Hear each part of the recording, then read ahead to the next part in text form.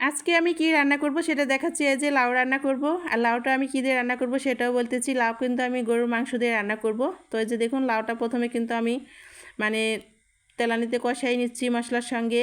এরপরে আমি লাউটা আগে সিদ্ধ করে নেব, তারপরে কিন্তু আমি মাংসতে দিয়ে দেব। ঢাকনা দিলাম সিদ্ধ হওয়া পর্যন্ত।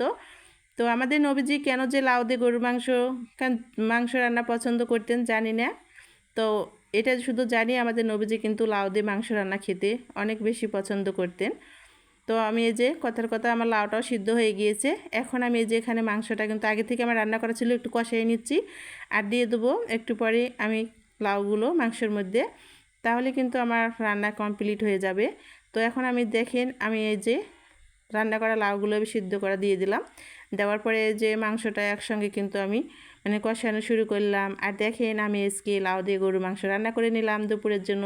ভিডিও আমার এই পর্যন্তই, সবাই ভালো থাকবেন।